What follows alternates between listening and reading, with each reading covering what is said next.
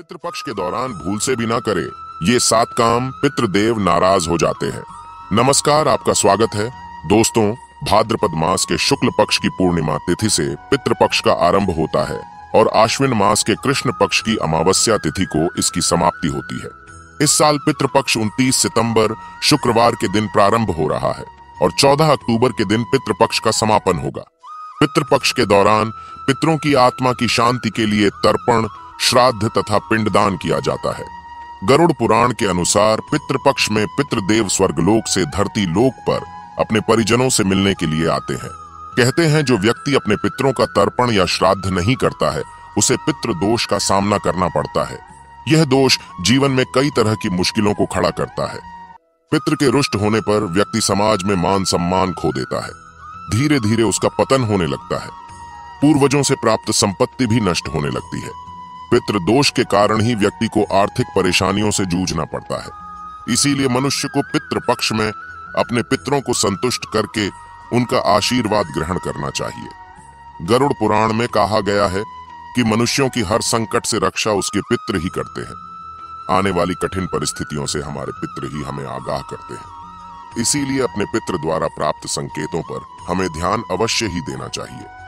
श्री कृष्ण कहते हैं जो मनुष्य अपने पूर्वजों का सम्मान नहीं करता है वह अधम है, उसकी उन्नति भी रुक जाती है और वह पाप कर्म में लग जाता है। इसीलिए अपने पूर्वजों का यथा योग्य सम्मान करना चाहिए। अपने पितरों का मान सम्मान बढ़ाने हेतु उत्तम कार्य करने चाहिए। पितरों के नाम से दान पुण्य करने से व्यक्ति को पितरों का आशीर्वाद प्राप्त होता है। शास्त्रों में पितृपक्ष के दौरान कुछ कार्य करने से मनाही की गई है। ये कार्य करने से हमारे पितृ हमसे रुष्ट हो जाते हैं और हमें उनका आशीर्वाद प्राप्त नहीं होता। तो चलिए जान लेते हैं वह कौन से कार्य है जो पितृपक्ष में नहीं करने चाहिए। दोस्तों, अगर आप इस चैनल पर नए हैं तो इसे सब्सक्राइब जरूर करें। साथ ही वीडियो को लाइक करना न भूलें। सबसे पहली बात, शास्त्रों के अनुसार पितृपक्ष में पितृ देवता घर पर किसी भी रूप में पधार सकते हैं। इसलिए घर के द्वार पर आए किसी भी पशु या व्यक्ति का अपमान नहीं करना चाहिए। दहलीज पर आने पर किसी भी शख्स को भोजन कराएं और आदर करें। खासकर यदि घर के द्वार पर कोई गौमाता अथवा कोई कुत्ता आता है तो उसे कभी धुतकारना नहीं चाहिए, बल्कि उनका सम्मान करके उन्हें रोटी अवश्य खिलानी चाहिए। दूसरी बात है, पितृपक्ष के दौरान चना दाल, सरसों का साग, मांस और लहसुन प्याज आदि चीजों का सेवन नहीं करना चाहिए, अन्यथा आपके पितृदेव आपसे रुष्ट हो जाते हैं। पितृपक्ष में केवल सात्विक आहार ही ग्रहण करें और अपने पितरों को भी सात्विक आहार का भोग चढ़ाए। तीसरी बात है, गरुड़ पुराण के अनुसार किसी तीर्थ स्थान पर पितरों के तर्पण और श्राद्ध का विशेष महत्व होता है। ऐसी मान्यता है कि गया और बद्रीनाथ या प्रयाग में श्राद्ध करने से पितरों को मोक्ष की प्राप्ति होती है।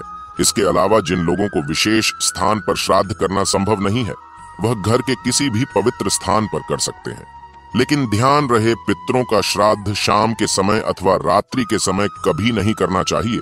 पितरों का आवाहन और पूजा केवल दिन में करनी चाहिए। रात्रि में आवाहन करने में नकारात्मक शक्तियां घर में प्रवेश कर सकती हैं अथवा जो पितृ प्रेत योनि में होते हैं वे घर में प्रवेश कर सकते हैं, जिससे घर में दुर्घटनाएं होने लगती हैं। चौथी बात, पितृपक्ष में कर्मकांड करने वाले व्यक्ति को बाल और नाखून काटने की मनाही होती है। इसके अलावा उसे दाढ़ी भी नहीं कटवानी चाहिए। पांचवी बात है, पितृपक्ष के दौरान कभी किसी बुजुर्ग का अपमान नहीं करना चाहिए। इससे हमारे पितृ रूठ जाते हैं और हम उनके आशीर्वाद से वंचित रह जाते हैं। पितृपक्ष में अपने बड़े बुजुर्गों को सम्मान देना चाहिए। उनके हाथों से दान धर्म करना चाहिए। ऐसा करने पर मनुष्य को श्रेष्ठ फलों की प्राप्ति होती है। छठी बात है, जो व्यक्ति पितरों का श्राद्ध करता है अथवा पितरों की पूजा करता है उसे भूल से भी उस दिन व्यसन नहीं करना चाहिए, अर्थात शराब आदि नशे से दूर रहकर ही पितरों की पूजा करनी चाहिए। नशे की अवस्था में पितरों का श्राद्ध करने पर पितृदेव हमसे रुष्ट हो जाते हैं और आशीर्वाद दिए बिना ही लौट जाते हैं। तो दोस्तों, इस प्रकार से अब भी पितृपक्ष में ये कार्य भूलकर भी ना करें। उम्मीद है आपको यह जानकारी अच्छी लगी होगी। वीडियो को लाइक जरूर करें, साथ ही कमेंट में जय श्री कृष्ण लिखना न भूलें और चैनल को सब्सक्राइब करें। आप सभी का धन्यवाद।